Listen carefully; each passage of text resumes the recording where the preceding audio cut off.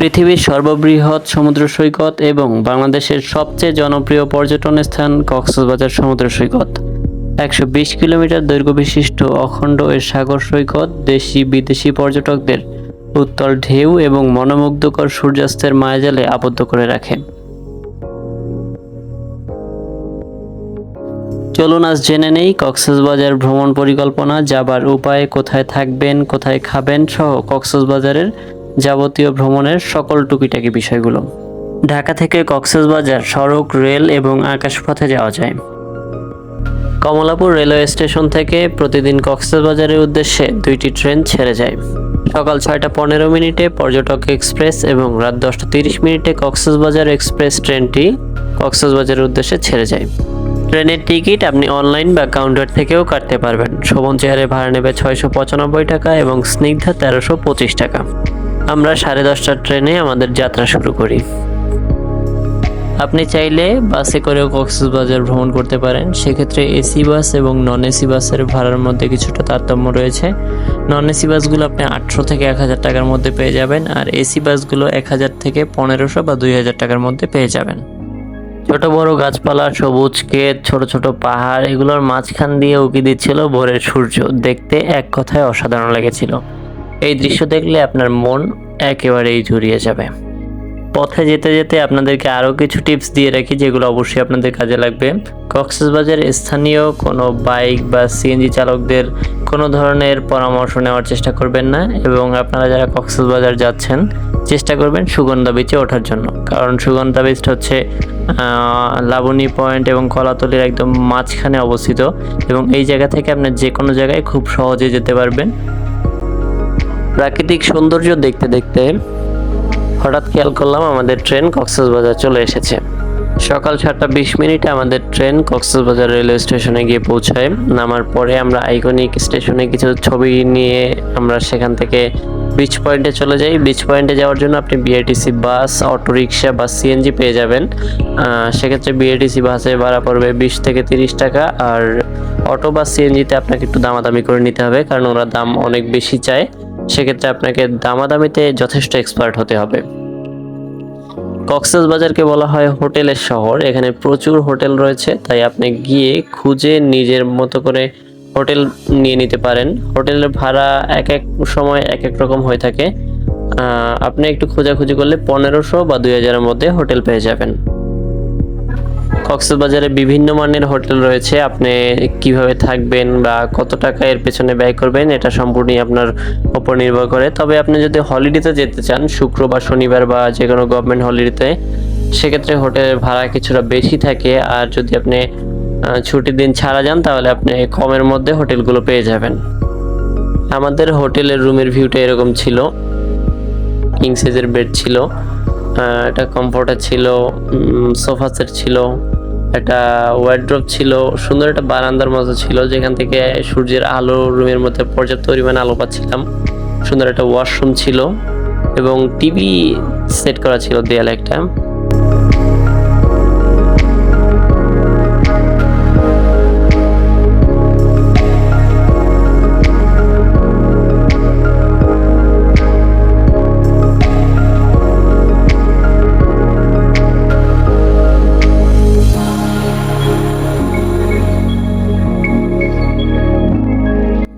কক্সবাজার বিচে আপনার সময়টাকে আরও বেশি সুন্দর করার জন্য বিভিন্ন ধরনের রাইড পেয়ে যাবেন। বিচ বাইক, বিচ বোট, ঘোড়া সহ বিভিন্ন ধরনের এন্টারটেনমেন্টের ব্যবস্থা রয়েছে। সেগুলোতে আপনি উঠে আপনার সময়টাকে আরও বেশি সুন্দর করতে পারেন। তবে এক্ষেত্রে আপনাকে দামাদামিতে যথেষ্ট পটু হতে হবে, না হলে কিন্তু আপনি প্রত্যেকটা জায়গায় ধরা খেয়ে যাবেন। যদি এই বিষয়ে আপনি এক্সপার্ট না হন, প্রত্যেকটা জায়গায় আপনার তাদের সাথে বার্গেটিং করে নিতে হবে।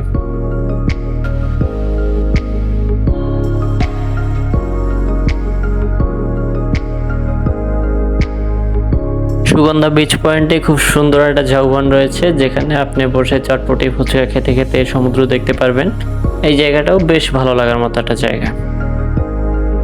আরেকটা বিষয় সতর্ক না করলেই নয়, সেটা হচ্ছে কক্সবাজারের প্রচুর ফটোগ্রাফার পেয়ে যাবেন ছবি তোলার জন্য, কিন্তু তারা একটা সময় পেমেন্ট নিয়ে খুব বেশি ঝামেলা করে। তাই আপনারা ছবি তুললে তাদের সাথে ডিটেলসে কথাবার্তা বলে তারপর ছবি তুলবেন, নাহলে কিন্তু ট্র্যাপে পড়ার সম্ভাবনা খুবই বেশি থেকে যায়।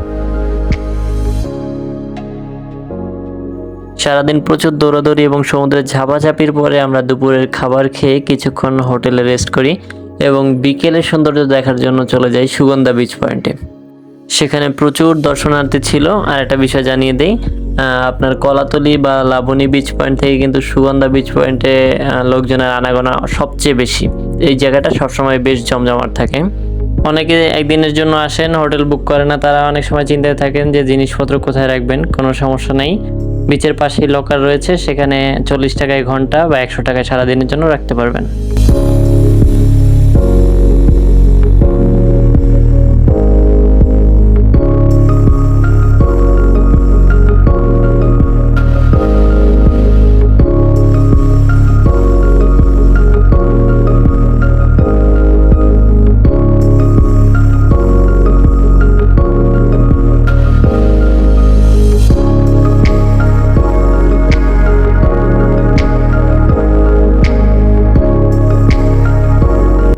বিচ পাড়ে বিশ্রাম নেওয়ার জন্য অসংখ্য সিট থাকে। সিটগুলো ঘন্টা হিসেবে ভাড়া দেওয়া হয়।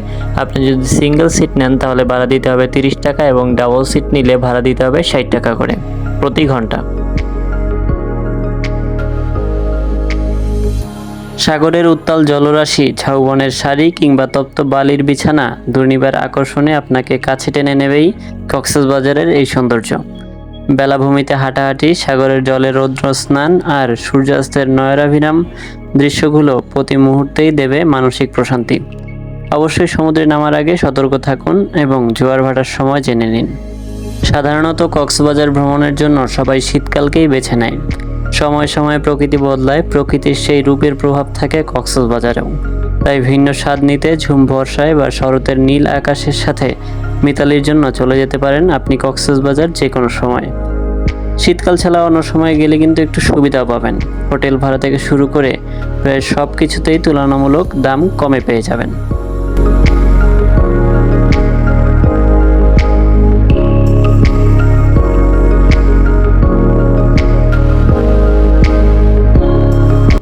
আপনারা যদি কক্সবাজার থেকে ইনানি, হিমছড়ি বা পাটুয়া টেক কম খরচে ঘুরে আসতে চান তাহলে আপনারা সরাসরি চলে যাবেন কলাতলির ডলফিন মোড়ে।